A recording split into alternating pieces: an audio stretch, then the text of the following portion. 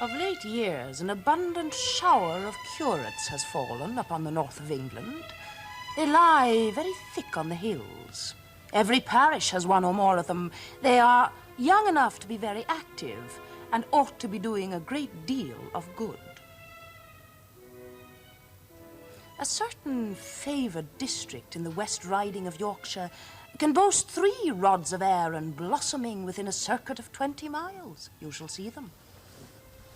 Step into this neat garden house on the skirts of Winbury. Walk forward into the parlour. There they are, at dinner. Allow me to introduce them to you. Mr. Dunn, curate of Winbury. Mr. Malone, curate of Briarfield. Mr. Sweeting, curate of Nunneley. These are Mr. Dunn's lodgings, being the habitation of one John Gale. Mrs. Gale waits on them, but a spark of the hot kitchen fire is in her eye. She considers that the privilege of inviting a friend to a meal occasionally, without additional charge, has been quite sufficiently exercised of late. The present week is yet but a Thursday, and on Monday, Mr. Malone, curate of Briarfield, came to breakfast and stayed dinner. On Tuesday, Mr. Malone and Mr. Sweeting of Nunneley came to tea, stayed supper, occupied the spare bed, and favoured her with their company to breakfast on Wednesday morning. Now, on Thursday, they are both at dinner, and she is almost certain they will stay all night. C'en est trop, she would say, if she could speak French. So much for curates. That was the start of Charlotte Bronte's second novel, Shirley. By that time, Charlotte had received 2 proposals of marriage, both from curates. The first came from Henry Nussey, brother of her best friend, Ellen. She replied, 5th of March, 1839. My dear sir, before answering your letter, I might have spent a long time in consideration of its subject, but as from the first moment of its reception and perusal, I determined on what course to pursue, it seemed to me that delay was wholly unnecessary.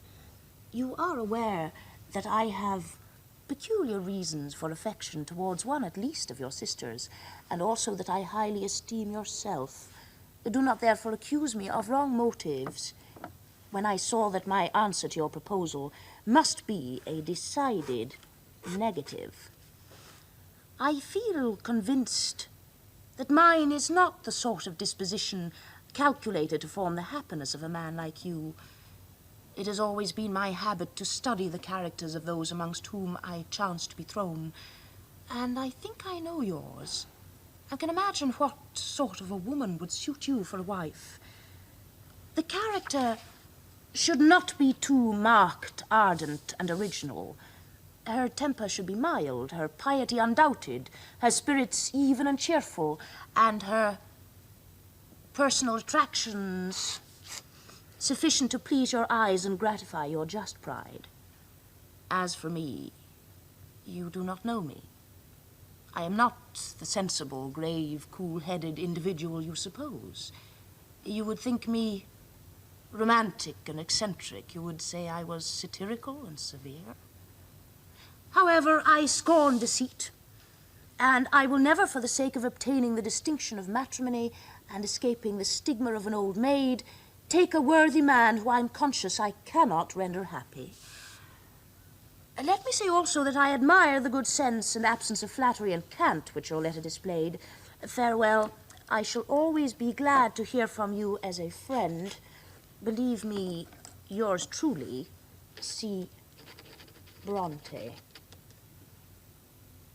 10 to 1, I shall never have the chance again. But it came 5 months later. She tells her friend, Ellen Nussey. I have an odd circumstance to relate to you. Prepare for a hearty laugh. The other day, Mr. Hodson, Papa's former curate, now a vicar, came over to spend the day with us, bringing with him his own curate. The latter gentleman, by name Mr. Bryce, is a young Irish curate fresh from Dublin University. It was the first time we had any of us seen him, but, however, after the manner of his countrymen, he soon made himself at home. His character quickly appeared in his conversation, witty, lively, ardent, clever too, but deficient in the dignity and discretion of an Englishman. Indeed, in the latter part of the evening, he began to season his conversation with something of the Hibernian flattery, which I did not quite relish. However, they went away and no more was thought about them. A few days after, I got a letter.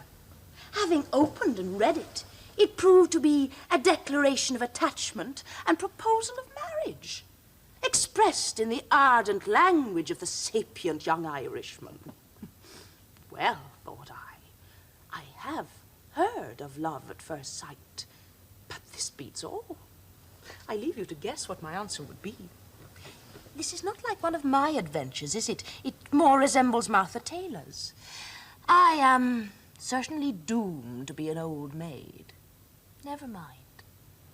I made up my mind to that fate ever since I was 12 years old. Mr. Bryce, too, was doomed. He died a few months later. But Charlotte Bronte had an idea of the man she was waiting for. Something more masterful, more dangerous, more faulty than a curate. In Jane Eyre, he is Mr. Rochester, master of Thornfield and Jane Eyre's master, too. I walked a while on the pavement, but a subtle, well-known scent, that of a cigar, stole from some window. I saw the library casement open a hand's breadth.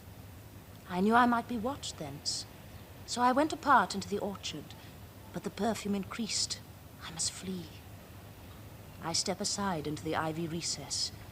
He will not stay long. He will soon return whence he came, and if I sit still, he will never see me. But no, eventide is as pleasant to him as to me, and this antique garden as attractive. And he strolls on, now lifting the gooseberry tree branches to look at the fruit, now taking a ripe cherry from the wall. A great moth goes humming by me. It alights on a plant at Mr. Rochester's foot. He sees it and bends to examine it.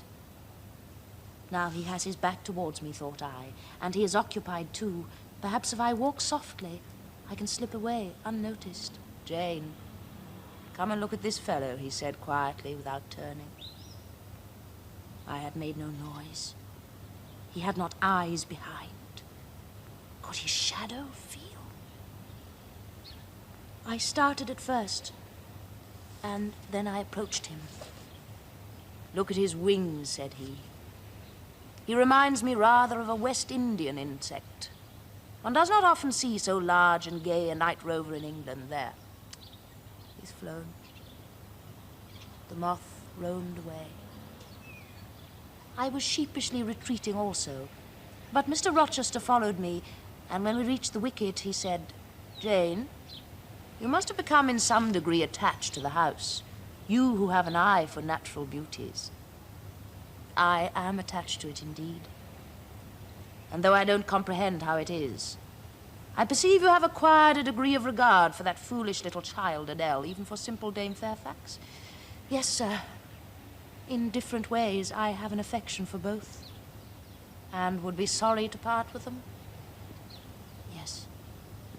Pity, he said, and sighed and paused. It is always the way of events in this life, he continued presently. No sooner have you got settled in a pleasant resting place than a voice calls out to move on, for the hour of repose is expired. Must I move on, sir? I asked. Must I leave Thornfield? I believe you must, Jane. I'm sorry, Jane, but I believe indeed you must.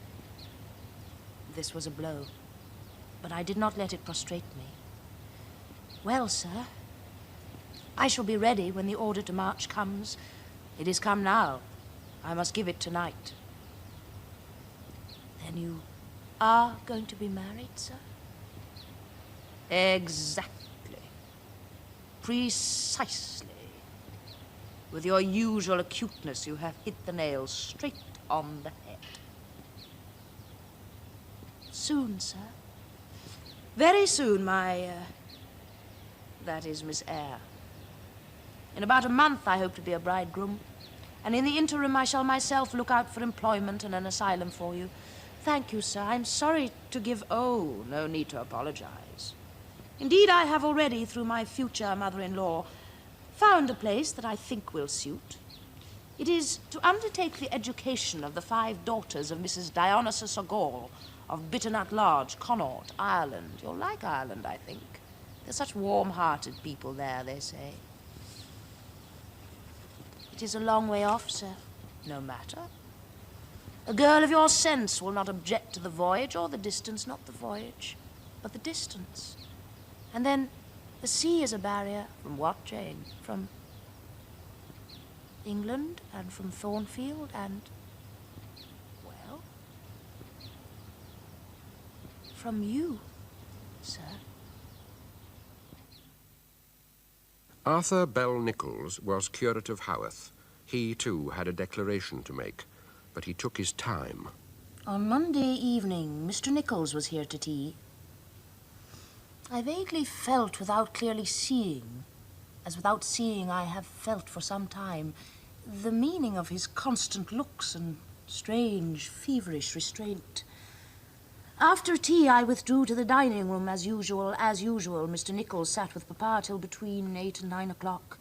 I then heard him open the parlour door as if going. I expected the clash of the front door. He stopped in the passage. He tapped. Like lightning, it flashed upon me what was coming. He entered. He stood before me. What his words were, you can guess. His manner, you can hardly realize. Never can I forget it. Speaking low, vehemently, yet with difficulty, he made me for the first time feel what it costs a man to declare affection where he doubts response. The spectacle of one ordinarily so statue-like, thus trembling, stirred, and overcome, gave me a kind of strange shock. He spoke of sufferings he had borne for months, of sufferings he could endure no longer, and craved leave for some hope. I could only entreat him to leave me then and promise a reply on the morrow. I asked him if he had spoken to Papa. He said he dared not. I think I half led, half put him out of the room. When he had gone, I went immediately to Papa and told him what had taken place. Agitation and anger disproportionate to the occasion ensued. If I had loved Mr. Nichols, and had heard such epithets applied to him as were then used, it would have transported me past patience. As it was, my blood boiled with a sense of injustice, but Papa worked himself into a state not to be trifled with. The veins on his temples started up like whipcord, and his eyes became suddenly bloodshot. I made haste to promise that Mr. Nichols should on the morrow have a distinct refusal. 3 days later, she wrote to Ellen again. You ask how Papa demeans himself to Mr. Nichols. I only wish you were here to see him in his present mood. You would know something of him. He just treats him with a hardness not to be bent and a contempt not to be propitiated. I'm afraid also that Papa thinks a little too much about his want of money. He thinks the match would be a degradation. My own objections arise from a sense of incongruity and uncongeniality in feelings, tastes, principles. 4 months later, Mr. Nichols was still in Haworth, waiting for a replacement. Well, ask about Mr. Nichols. I hear he has got a curacy, but do not yet know where. I trust the news is true. He and Papa never meet. He seems to pass a desolate life. He has allowed late circumstances so to act on him as to freeze his manner and overcast his countenance, not only to those immediately concerned, but to everyone. He sits drearily in his rooms.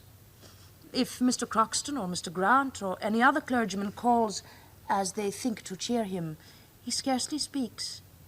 I find he tells them nothing, seeks no confidant, rebuffs all attempts to penetrate his mind. I own I respect him for this. He still lets Flossie go to his rooms and takes him to walk. He still goes over to see Mr. Sowden sometimes, and poor fellow, that is all. He looks ill and miserable.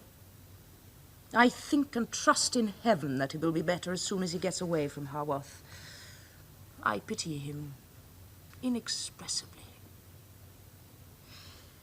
We never meet or speak. nor dare I look at him. Silent pity is all I can give him, and as he knows nothing about that, it does not comfort. He's now grown so gloomy and reserved that nobody seems to like him. Papa has a perfect antipathy to him, and he, I fear, to Papa. In this state of things, I must be, and am, entirely passive. I may be losing the purest gem, and to me, far the most precious that life can give, genuine attachment. Or I may be escaping the yoke of a morose temper. So I just leave the matter where we must leave all important matters. A replacement curate was found, and the time came for Mr. Nichols' departure. You will want to know about the leave-taking. The whole matter is but a painful subject, so I just treat it briefly. He left Haworth this morning at 6 o'clock. Yesterday evening, he called to render into Papa's hands the deeds of the National School and to say goodbye. They were busy cleaning, washing the paint, etc. in the dining room, so he did not find me there. I would not go into the parlor to speak to him in Papa's presence. He went out, thinking he was not to see me again, and indeed until the very last moment I thought it best not. But perceiving that he stood long at the gate before going out, and remembering his long grief, I took courage and went out, trembling and miserable. I found him leaning against the garden door in a paroxysm of anguish, sobbing as women never sob. Of course, I went straight to him. Very few words were interchanged, those few barely articulate. Several things I should have liked to ask him were swept entirely from my memory. Poor fellow. But he wanted such hope and encouragement as I could not give him.